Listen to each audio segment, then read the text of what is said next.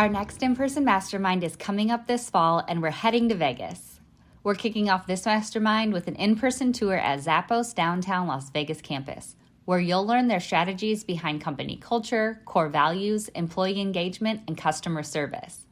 Looking outside the legal industry for business concepts and strategies allows you to gain fresh perspectives and innovative solutions that can be applied to improve and differentiate your firm's operations. Following the tour are the mastermind hot seats. Every attendee has the opportunity to dive deep into their business obstacles with their mastermind group and coach. We believe that nothing beats working on your firm in person, so join us in Las Vegas on November 7th and 8th. This is your chance to break through barriers, spark new ideas, and accelerate your law firm's success. Limited spots are available. Visit maxlawevents.com for full event details and to grab your ticket today.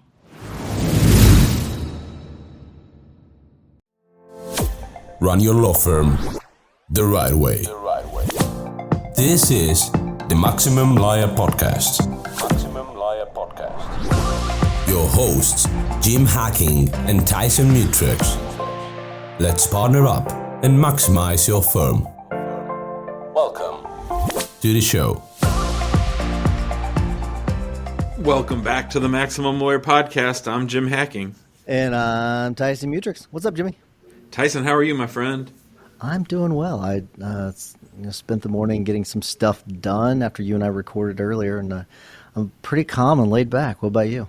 Yeah, I'm feeling pretty present, and I'm excited about our guest. I'm excited just to be here and learn and listen and talk to you. Yes, as am I. So let's go ahead and get to our guest. It's Daniel Rowe. He's a tax attorney with law licenses in 3 states and is also a CPA license in 5 states. He's a member of both the American Bar Association and American Institute of Certified Public Accountants, as well as a number of other professional organizations. And we'll get to all the other great stuff about you in a little bit, Daniel. But welcome to the show. Thank you. I appreciate you having me. Daniel, it looks like your office is in North Carolina. I just want to ask real quickly, how are things with the hurricane and everything? Yeah, thank you for asking. I'm located in Charlotte, North Carolina, so we got very little of the storm compared to what the western state got. That is really, really rough what's going on out there, and we're just thinking about everyone, sending them useful items to try to help them get through it all. But yeah, we're in good shape compared to what's going on out there. Daniel, talk to us a little bit about your journey from where you were when you graduated law school. Were you an accountant first? Were you a lawyer first? And which do you focus more of your attention on? So I was actually a CPA first. I decided throughout my career as a CPA, I really knew that I wanted to practice law and I wanted to be involved with estate planning and the legal aspects of the tax planning that I was doing. And so I went to law school as an adult, I assume everyone does, but as an older adult at the time with young children and as a partner in my CPA firm while I did law school. And so added that degree and then began practicing law a couple of years after I finished law school. And now currently doing both.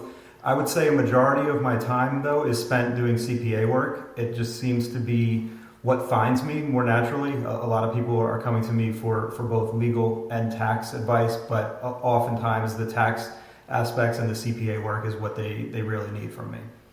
Yeah, and like some of the things that you definitely know a lot about is, tax considerations for businesses. But I want to ask you a little bit about specifically for law firms. What are some things that I'd say the average attorney probably does not know that they probably should know when it comes to taxes and some things that they should consider?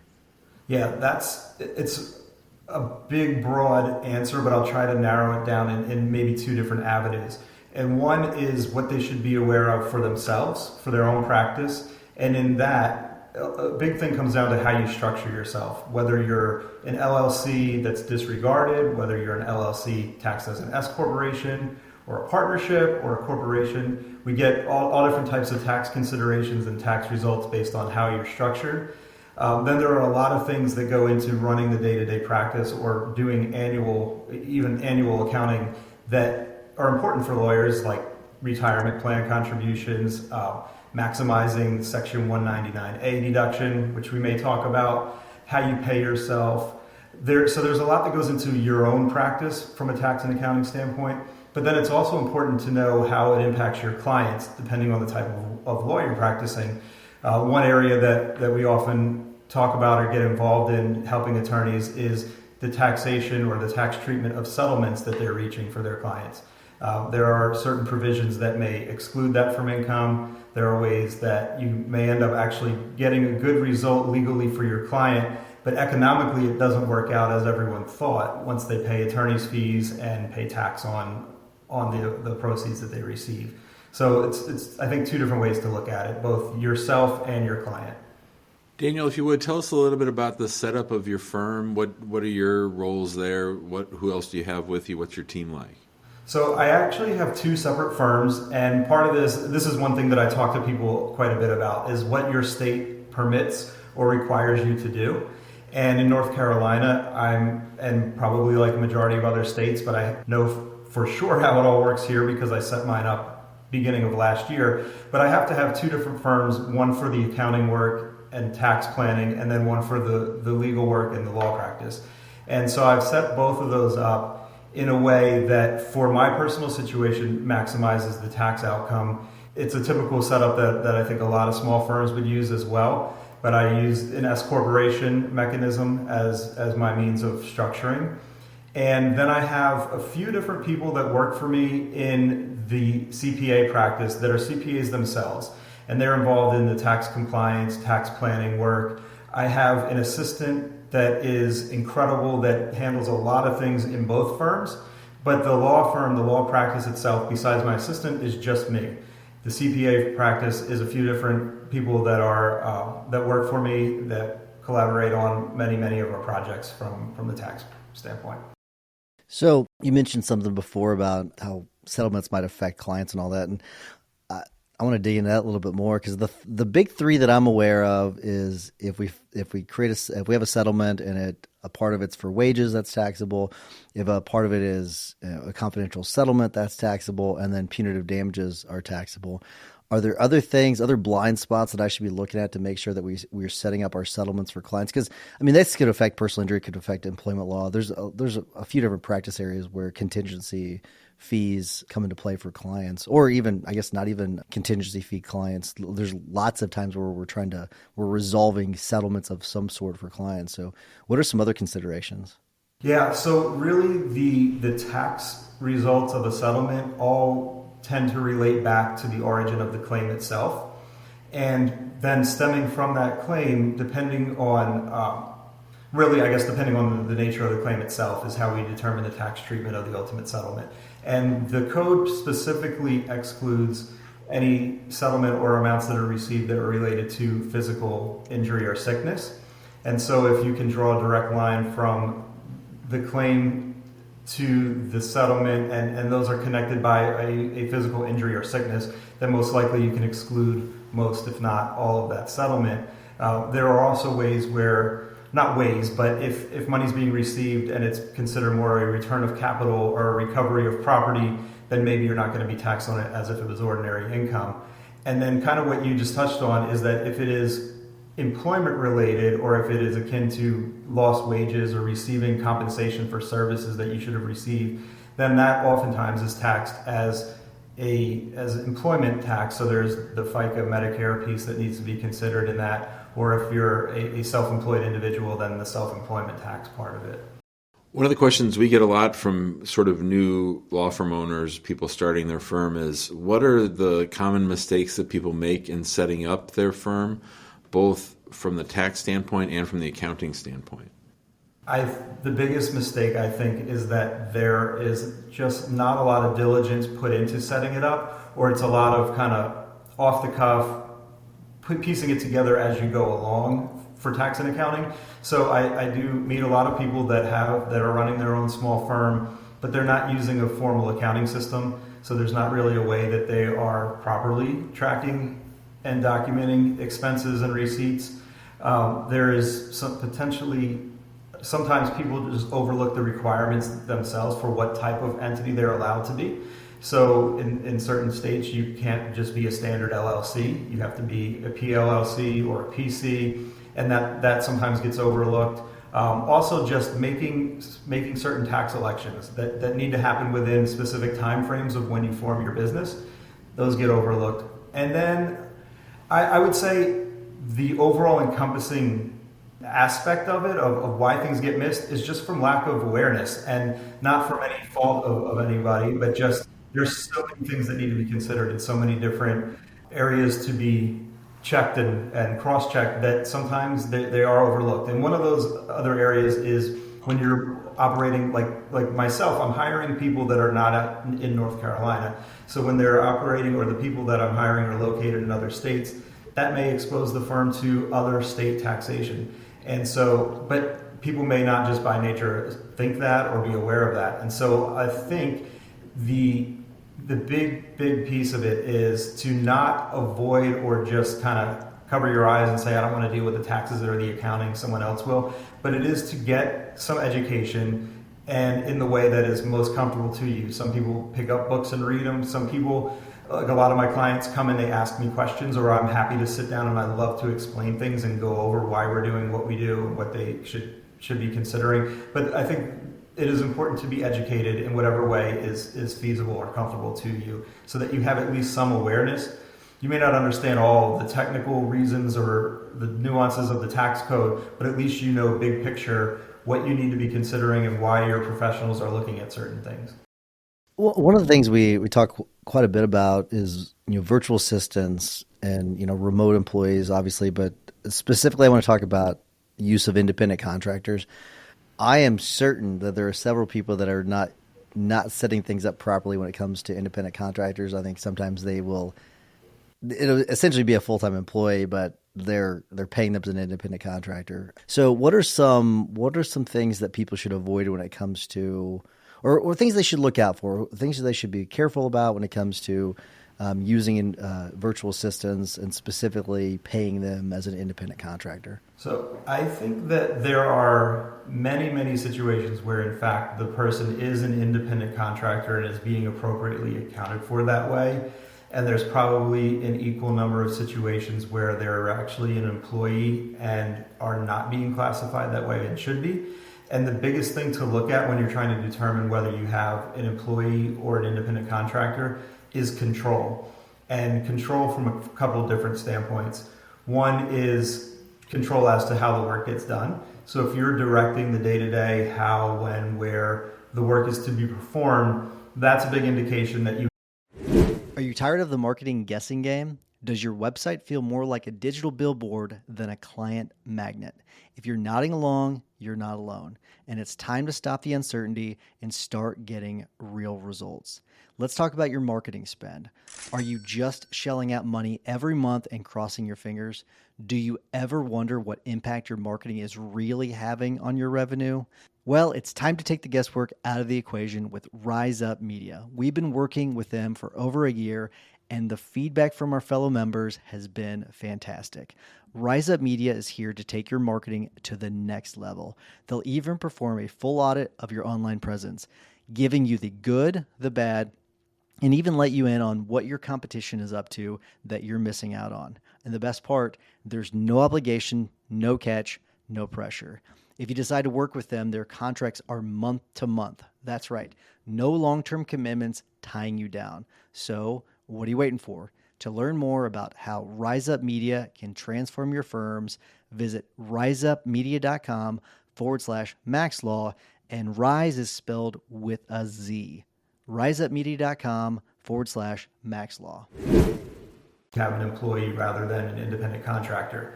Then if you also are essentially in control financially, so you are their only source of income, you are their only client or customer, that would really indicate that, again, that they are an employee as opposed to independent contractors. So I think this awareness of control, how much of their day-to-day work and how they get it done you're dictating versus letting them decide and letting them have other opportunities to do similar types of work with other people, that is your key to whether you have an employee or an independent contractor. And the risk that you run there's a few different ones. The most obvious one is the employment tax matter, where you have truly an employee, but you're treating them as an independent contractor, so you're not withholding payroll tax, you're not paying the employer's share.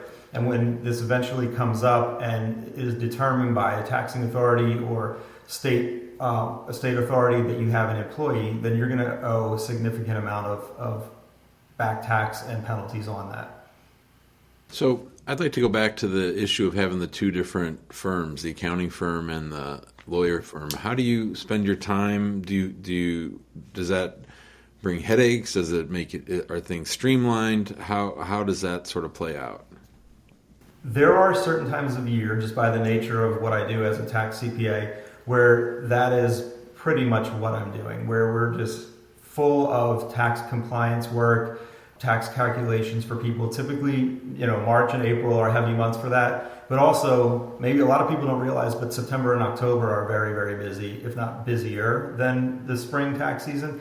And it's because that's when we're dealing with a lot of extended returns, a lot of extended businesses, but then also the individuals that own those businesses, and they're all due in September and October. So those are really, really busy times of the year for the CPA practice.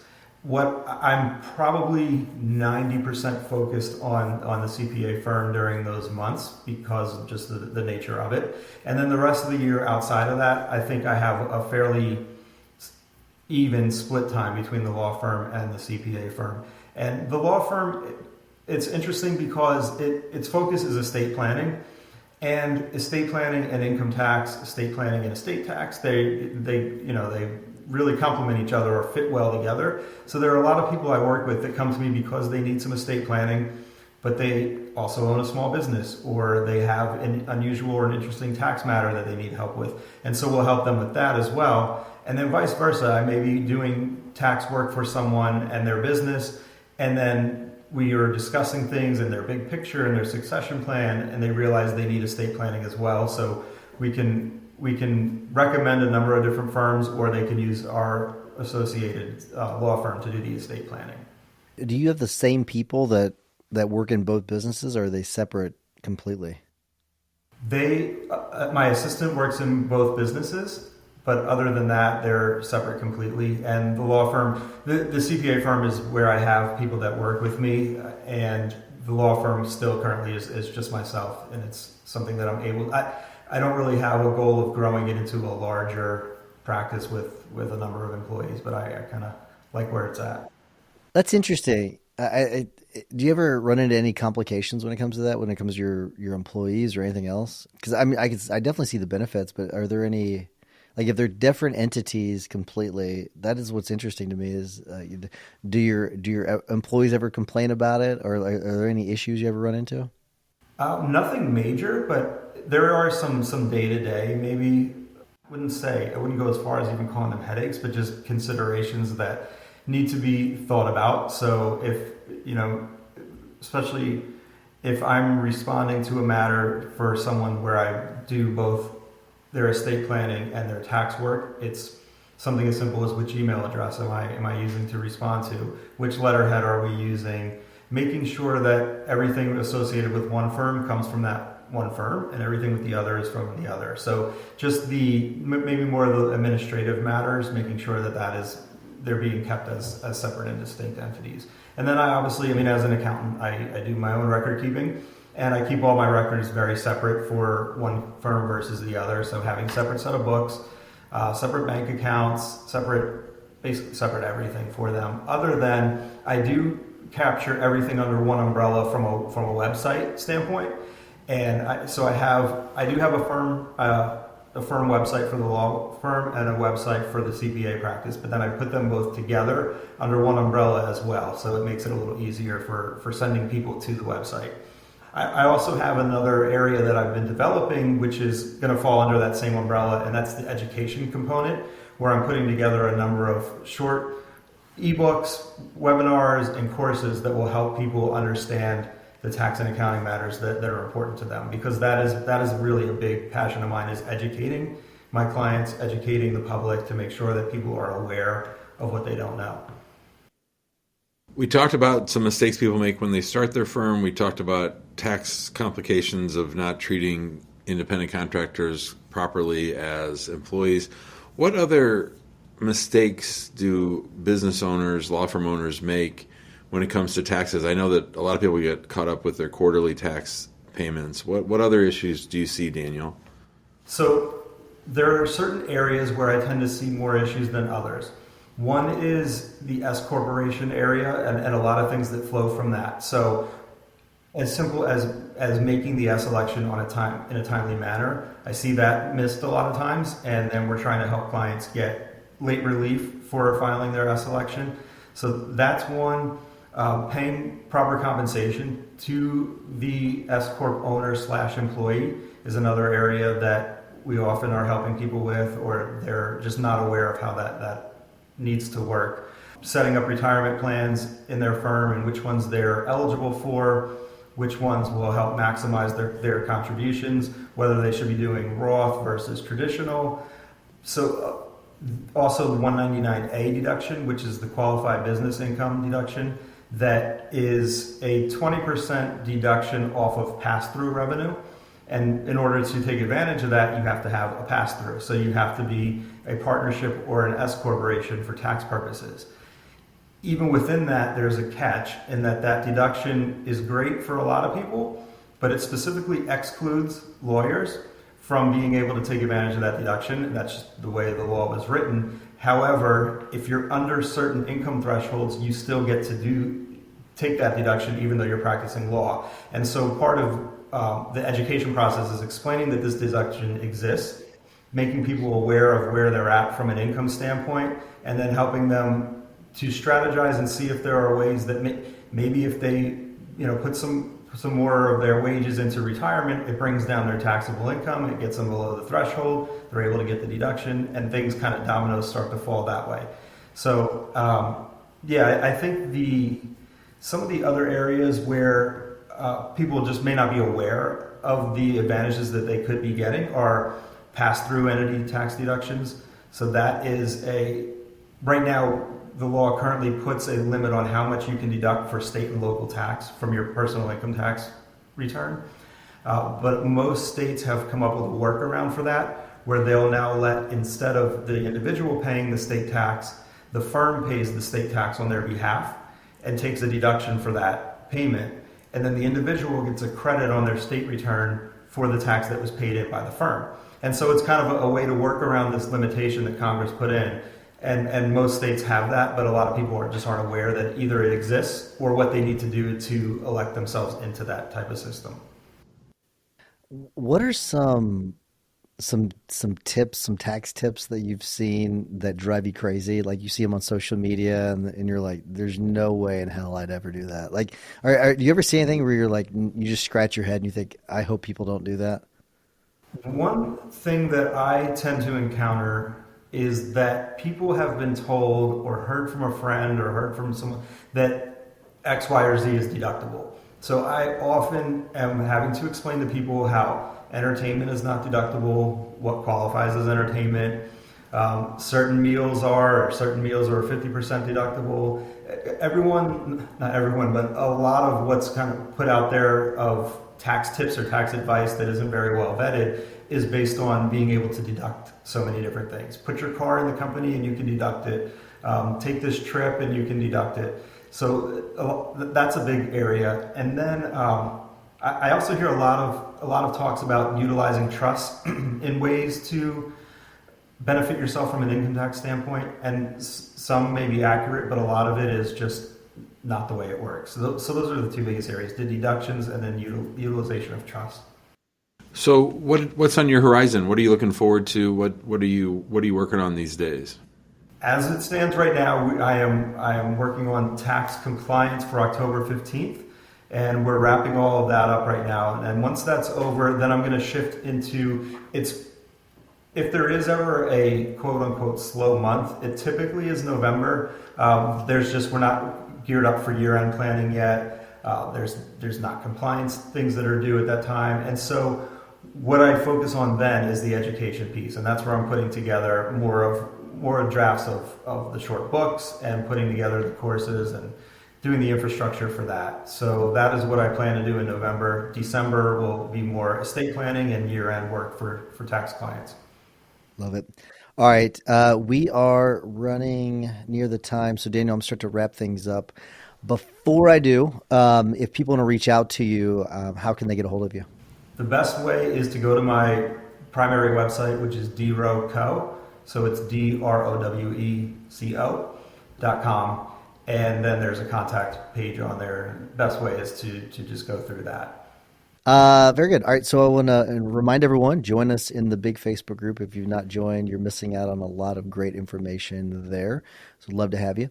If you'd like to join us in the guild, we'd love to have you. maxlawguild.com. Lots of great people in the guild, lots of people sharing their expertise. It's been pretty active lately, so we'd love to see you there. And we would love it if you'd give us a 5-star review wherever you get your podcast. It helps us get the podcast out to as many law firm owners as possible. So we'd love if you would do that for us. If you've been listening for years and if you've not done it, what's going on? Let's get that 5-star review. Let's get going. Jimmy, what's your hack of the week?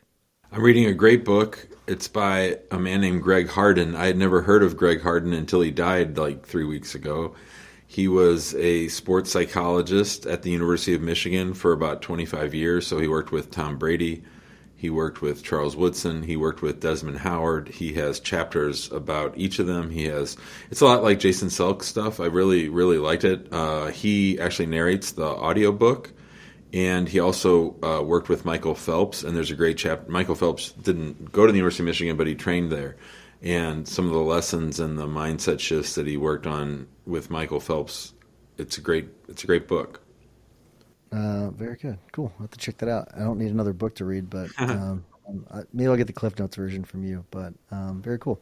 All right, Daniel, we always ask our guests to give a tip or hack of the week. What you got for us? So I have 2 tips that I would want to give people for just running their practice, maximizing the tax outcomes of their practice, and that is to keep good records. I know it sounds simple, but people don't do it. Please keep good records. And then the other is to seek out collaborative, educational-minded advisors. People that will inform you why they're doing or why they're recommending what they're recommending, and they just give you some background knowledge into the best way to handle your accounting and taxes. So those are the 2. Great. That's great advice. Hey, Jimmy, how is your mental health whenever you're not working out? Oh, not so great. Yeah, and how is it whenever you are working out? A lot better. All right. So we're heading into the cold weather months, and typically people start to kind of come inside and they're not as active. So the tip is, before that starts to happen, come up with your routine that you're going to find a way to get your workouts, whatever it takes to maintain your fitness and eat right and all that, because it's really important. I think that's something that law firm owners, we don't focus on enough. I know we talk about it a little bit here, Jim, but I think like starting with making sure your body and mind are good is really, really important. So work on getting that agenda together and sticking to that routine is really, really going to be important. That way, when you come out on the other side next spring, you're going to be very, very happy. So that's my tip of the week.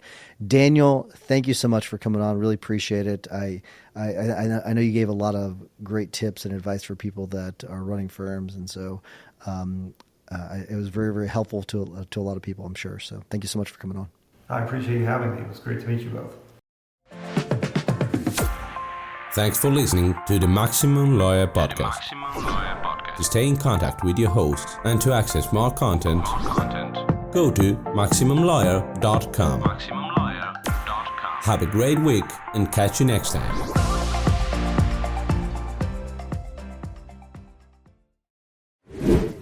Hey, before you go, stick with me for just a minute because I have a discount that is exclusive to Maximum Lawyer Podcast listeners only, and I want to make sure you know about it. As you all know, it is absolutely crucial to stay on top of calls with clients, with court staff, with judges. I even had a client the other day say that the provider was calling him saying that they've been trying to get a hold of us and they had left us a couple voicemails. Well, that's impossible at our firm because we don't have voicemails. It's extremely important to us that a live person answer the phone. And so we got rid of our voicemails a long time ago. That's where Lex Reception comes in, they are a 24/7 virtual receptionist service that specializes in legal clients. That's you, attorneys, law firm owners. They answer your calls, they screen callers, they schedule appointments, and get this, they can even handle new client intakes. On top of that, you can customize the service to fit your firm's needs. Because let's face it, estate planning is different from personal injury.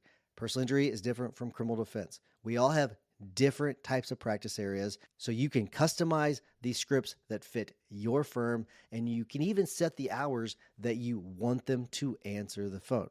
So, for Maximum Lawyer listeners only that are new to Lex, you'll receive $250 off your first month. So, as I always talk about, the best part about an idea is taking action. All you have to do is quote Maximum Lawyer when you reach out to Lex. Go to lexreception.com. When you're talking to them, say Maximum Lawyer to get your $250 discount.